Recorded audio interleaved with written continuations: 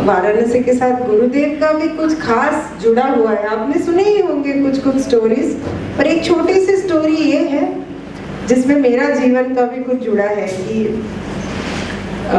2000 साल में सबसे पहले मैं ना वाराणसी आई थी। आप में से कोई नहीं थे उसमें, कुछ लोगों ने कोर्स किया था जब यहाँ कोई कोर्स होते नहीं थे। 98-99 की बात है। तो मुझे किसी ने कांटेक्ट दिया, मैं आई कहीं रह के, कोई मारवाड़ी युवक समाज ने ऑर्गेनाइज किया था कोर्स, कुछ लोगों ने किया। उसके बाद मैं आश्रम में बैठी थी और यहाँ से विशालाक्षी मंडप से कुछ पंडित जी आए और उन्होंने गुरु जी को कहा कि हम इस मंदिर का फिर से पुनरुत्थान वो सब कर रहे। तो वैसे तो बहुत पौराणिक मंदिर है विशालाक्षी मंदिर, तो हम चाहते हैं आपके हाथों प्राण प्रतिष्ठा हो। तो गुरु जी वो कार्ड लेकर देखते रहे और मैं वहीं बैठी हूँ। नवरात्रि का समय था और ख़त्म हुआ था नवरात्रि। तो गुरु जी ने कहा ठीक है हम आएंगे, और 9 नवंबर को आने का बात था। तो सिर्फ 15 जितने दिन बचते थे।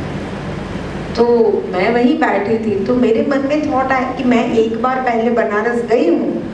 तो मैंने कहा गुरुदेव आप मंदिर के लिए जाओगे तो वहाँ के और लोगों को एटलीस्ट आपका दर्शन, सत्संग, ज्ञान कुछ तो मिले, तो कुछ करना चाहिए। तो मुझे देख के बोलते ठीक है तो तुम चले जाओ, हाँ तो तुम जाओ और ऑर्गेनाइज करो। तो आश्रम से फिर मैं आई यहाँ पे। अच्छा मुझे कुछ नहीं आइडिया है क्योंकि एक दो कोर्सेज मैंने लिए थे, उसमें से कुछ लोग जुड़े थे, उनको कॉल वगैरह किया। यहाँ पे फिर हमारे कलकत्ता के एक डिवोटी है जायसवाल जी, उन्होंने कहा नहीं हमारा घर है आप वहाँ रुको। और ऑलमोस्ट मैं और 2-3 लोग है ना, हम गोपाल कुलवन जी आए थे, हम 2-3 लोग मिल के ये प्रोग्राम ऑर्गेनाइज कर रहे थे। और चलो वो तो हुआ। अब गुरुदेव आए 9 नवंबर को, और उस वक्त जब ये इनविटेशन आया तो गुरुजी मुझे देख के बोल रहे थे कि तुम्हें पता है क्या। और फिर सब लोग को बताने लगे कि गुरुदेव के नाना जी मतलब अम्मा के पिताजी बोले वो आए थे बनारस और विशालाक्षी मंदिर में उन्होंने प्रार्थना किया था और फिर उनके घर जन्म हुआ बेटी का, इसलिए उनका नाम विशालाक्षी रखा था। तो बोले कि कुछ कनेक्शन है, ऐसा कुछ ऐसे ही कुछ बात किया और वो बात खत्म हो गया था। अब जब गुरुजी यहाँ आए तो उसके बस 4-5 दिन पहले हम लोग सब सुन रहे थे हफ्ते 10 दिन से कि अम्मा की तबीयत ठीक नहीं है अचानक, और कुछ हम लोग सब प्रार्थना भी कर रहे थे कि ठीक हो जाए। गुरुजी पहुँचे हैं बनारस, तो बोलते बोलते भी वो हो रहा है क्योंकि तो थोड़ी ही देर में आश्रम से मतलब वहाँ से फ़ोन आता है बैंगलोर से कि अम्मा ने शरीर त्याग दिया है, छोड़ दिया है। तो मैं बिल्कुल ऐसे हो गई कि अरे गुरुदेव यहाँ है और एकदम से ये हो ऐसा कैसे। तो फिर मैंने एक बार गुरुजी को पूछा, गुरुजी तो अब ये खबर आया, कमरे में थे, मैंने कहा गुरुजी जो भी है सत्संग या एक टॉक रखा है जो भी है पर कैंसिल कर सकते हैं। तो मुझे देख के बोलते नहीं जो जैसा है ऐसे ही रख, चलने दो, किसी को कुछ कहने की ज़रूरत नहीं। अब मुझे अंदर से इतना कुछ लगता था क्योंकि मैं खुद अम्मा से बहुत ज़्यादा कनेक्टेड थी और अम्मा भी मुझे बहुत प्रेम करते थे हमेशा। गुरुजी का भी ऐसा होता था, कभी जैसे कहीं जाते थे हम लोग तो मुझे देख के बोलते थे अम्मा का ध्यान रखना है ना। सब तो गुरुजी के पीछे भागते हैं, तो मैं अम्मा के साथ हाथ पकड़ के चलती रहती थी। तो I also had a very special connection with अम्मा। तो आई वॉज लाइक ऑफकोर्स अंदर से हिल गई थी कि एक तो ये प्रोग्राम भी है, सब और भी अरेंज करना है। अच्छा कोई अनाज वगैरह गुरुदेव ने उसके पहले कहा कि मैं भोजन कर लूँगा, पर अभी जब लगाने लगी बीच में ये खबर आ गया तो उन्होंने कुछ नहीं लिया। फिर बोले नहीं हम कुछ नहीं लेंगे। और अब कई लोग गुरुजी को मिलने आ रहे, मिल रहे सबको जैसे नॉर्मल कुछ है वैसे सब चल रहा है। शाम को सत्संग हुआ और रात का वो मुहूर्त था जब प्राण प्रतिष्ठा होने वाली थी विशालाक्षी मंदिर में, जो मूर्ति है उसकी तो फिर से होने वाली। तो सत्संग में भी लोग कई तरह के प्रश्न पूछ रहे थे। अच्छा, गुरुजी जवाब दे रहे थे, पर मुझे ऐसा लग रहा था कि कितना कॉन्ट्रास्ट है। आप इमेजिन करके देखो, है ना, लाइफ का कितना कॉन्ट्रास्ट है कि आपको अभी ये बात कर रहे हैं पर दूसरी ओर पे ये सत्य है, जीवन का हो रहा है ऐसा।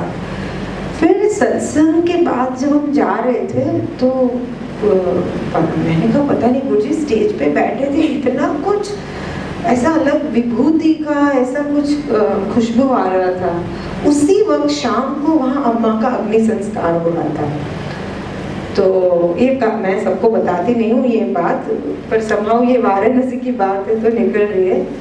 तो गुरुदेव बोले कि वो देखो, ये शरीर तो कहीं ना कहीं उन्हीं से आया ना। तो जब सत्संग चल रहा था तो हमारे पूरे शरीर में अग्नि ऐसा जल रहा था, बिकॉज गुरुजी है ना, सच में ही दर्पण है, मिरर जैसे। तो बोले ऐसे, और लिटरली मैं वही स्टेज गुरुदेव के सोफे के इधर ही बैठे थी, और वो जितने हम लोग बैठे थे, हम लोगों को कुछ जैसे विभूति कुछ है ना, जैसे धूप जलाते हैं और उसका एक खुशबू आता है, ऐसे पूरा था। फिर गुरुजी ने जब ये बोला तो और लगा कि you know, he was just still there and giving everyone knowledge, meditation, blessing. फिर सत्संग के बाद वहाँ आए जहाँ रुके थे, सबको गुरुदेव ने खाना परोसा, सबको मिले, मतलब सबको तृप्त कर दिया जो उनके दर्शन के लिए आए थे। और फिर हमें से किसी एक ने पूछा, जब हम थोड़े से लोग बैठे थे गुरुदेव के साथ, कि कैसे आप कर रहे हो और कैसे हो सकता है। तो वो क्या बोले कि देखो, ये आसान नहीं है एक स्तर से, है ना, पर है भी। मतलब एक तरह से जो मुक्त है उसे कोई चीज से वैसे फर्क नहीं है, पर वैसे है भी। तो बोले it is not easy to keep a smile, क्योंकि देयर वाज अ स्माइल उनके चेहरे पर वो वैसी स्माइल नहीं थी। पर फिर कुछ ज्ञान, बहुत सुंदर ज्ञान दिया गुरुदेव ने सबको उस वक्त। और फिर बोली देखो, हम आईने जैसे हैं, कि शाम को भानु से, मतलब दीदी गुरुदेव की सिस्टर है, उनसे बात हुई तो वो बहुत संभली हुई थी, तो आराम से बात हुई। फिर मौसी गुरुदेव के जो मौसी होंगे, बोले उनसे बात हुई तो वो रो रहे थे, तो हमें भी आंसू आ गए। तो और फिर जब हम लोग बाद में, हमें जाना था विशालाक्षी मंदिर, तो हम लोग जब गए तो वहाँ पे प्राण प्रतिष्ठा हुई। देखो उसी दिन फिर गुरुजी इतना बोले, वो तो जहाँ से आई थी वहीं पे वापस चले गए। तो शायद अम्मा का हुआ होगा, है ना, जन्म भी कहीं ना कहीं गुरुदेव को इस धरती पे लाने के लिए। और मुझे याद है बहुत साल पहले एक बार गुरुदेव कह रहे थे कि वैसे तुम अपने माता पिता को चुन नहीं सकते हो। फिर बोले हम तो चुन के आए हैं। बोले कि जब हमें इस धरती पे आना था तो हमने अम्मा को देखा, और वो मंदिर में प्रदक्षिणा कर रहे थे कि उसके अंदर देवी के लिए बहुत आस्था, प्रेम, मतलब भक्ति था। तो हमने सोचा हम इनके द्वारा इस धरती पे आएंगे, और अम्मा के द्वारा आए। और अम्मा और गुरुदेव का रिलेशनशिप बहुत खास था। एक टॉक में गुरुजी बोल रहे थे कि एक लेडी है जिसको मैंने बहुत प्रेम किया, पर कभी उसको बताया नहीं कि मैं बहुत प्रेम करता हूँ, क्योंकि ज़रूरत नहीं थी कभी बोलने की आई लव यू। विदेश में कहीं बोल रहे थे, बोले वो मेरी माँ थी, है हमेशा करके। तो he said there was so much of connection, of course। और अम्मा का भी ऐसा था, वो अधिकार तो होता ही है। तो गुरुदेव कहीं से भी आते थे तो अम्मा का ये था कि पहले जो घर था है उनका जयनगर, अम्मा आश्रम में कभी नहीं रहे, तो पहले गुरुदेव घर पे जाते थे, चाहे रात को 2 भी बजे होते थे, अम्मा वेट करते थे, अम्मा को मिलके फिर अम्मा कहते थे ठीक है अभी जाओ आश्रम, फिर ही आश्रम जाते थे। और फिर दूसरे दिन से अम्मा आते थे। अगर मान लो गुरुदेव सीधे आश्रम चले गए फिर नहीं चलेगा, पर गुरुदेव ऐसे करते भी नहीं थे। He plays all his roles, you know, ऐसा नहीं है